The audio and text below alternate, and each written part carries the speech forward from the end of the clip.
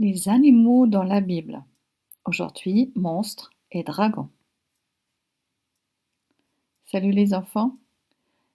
Êtes-vous prêts pour continuer notre safari aux animaux de la Bible?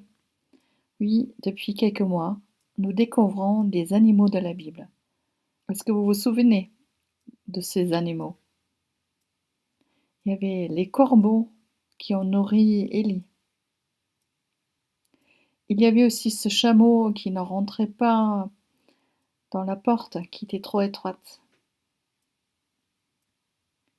Il y avait des poissons, bœuf et l'âne à Noël. Il y avait l'aigle, les lions, le coq. Alors aujourd'hui, quel sera l'animal pour aujourd'hui? Eh ben, ça sera un animal. Les animaux monstres. Oui, aussi dans la Bible, on parle des monstres. Question, est-ce que les monstres existent? On y reviendra. Vous voyez là une image d'un monstre marin. Et à plusieurs endroits dans la Bible, on en parle. Il porte même un nom, Léviathan. Le prophète Isaïe, par exemple. Il dit: En ce jour, l'Éternel châtiera de sa dure, grande et forte épée Léviathan, serpent fuyard, Léviathan, serpent tortueux, il tuera le monstre qui est dans la mer. On trouve aussi d'autres textes dans les psaumes, par exemple, ou chez Job, où on parle de Léviathan. Et même hors de la Bible, dans d'autres textes, on en parle de cette bête marin. La question que les gens se posent, est-ce ces bêtes, ces monstres, est-ce qu'ils ont vraiment existé ou est-ce que les gens qui en écrivent font allusion à des animaux qui existent vraiment? Au crocodile, par exemple, qui était vraiment dangereux pour les gens à l'époque. L'hippopotame, les serpents. Tout cela sont des animaux vraiment dangereux et quand on vit avec eux, ça peut faire peur. Est-ce que vous avez déjà entendu le bruit d'un crocodile? Attention, c'est parti.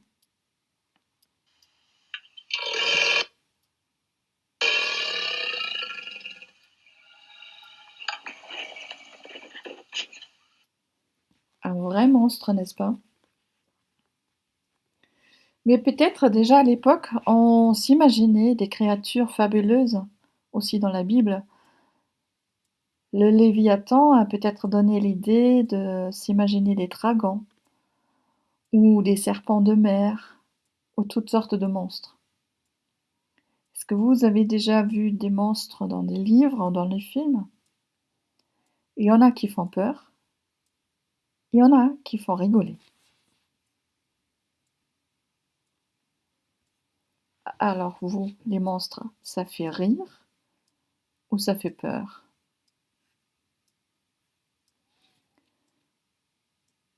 Tout le monde connaît la sensation d'avoir peur de quelque chose. Parfois, la raison est très concrète et justifiée. Moi, quand j'étais petite, j'avais peur, par exemple, d'aller dans la cave de mes grands-parents, parce qu'il y avait peu de lumière et je pouvais pas voir ce qu'il y avait dans les coins. Et parfois, on a peur pour rien. Par exemple, là, dans la cave, il y avait vraiment pas de danger, mais je pouvais pas vraiment voir. La question est toujours comment affronter la peur? Et déjà, au temps de la Bible, les gens se posaient cette question-là. Alors, tous ces passages dont j'ai parlé, où il y a question de ce Léviathan ou d'autres monstres dont parle la Bible, c'est que finalement, on demande l'aide de Dieu, ou Dieu intervient pour se mettre de côté des gens qui ont peur, ou pour aider à affronter ce qui les menace. Alors ces textes bibliques sont là pour dire, il y a bien des choses qui nous font peur dans la vie, justifié ou pas justifié, peu importe. Mais nous avons un Dieu à notre côté pour nous aider à faire face et à vaincre cette peur et à surmonter ce danger. Alors, vaincre la peur, essayer d'affronter. Et parfois, on se rend compte que les monstres qu'on a vus sont pas tellement dangereux qu'on imaginait et qu'ils peuvent même être sympas. Ce qui peut aider, c'est de prier. Prier à Dieu. Je vous invite à la prière. Seigneur, j'ai tant de choses à apprendre. Parfois, ça me fait peur. Seigneur, il y a autour de moi des tas d'enfants que je ne connais pas. Et parfois, ça me fait peur.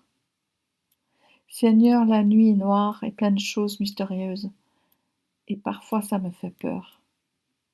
Mais si tu veux bien me tenir la main, alors Seigneur, je n'aurai plus peur. Amen. Question de notre part, est-ce que quelqu'un d'entre vous veut bien nous dessiner un monstre? Ça peut être un monstre sympa, ça peut être un monstre qui fait peur, ça peut être plusieurs. Alors, c'est à vous, envoyez-nous par photo ou par dessin vos monstres. À très bientôt, au revoir.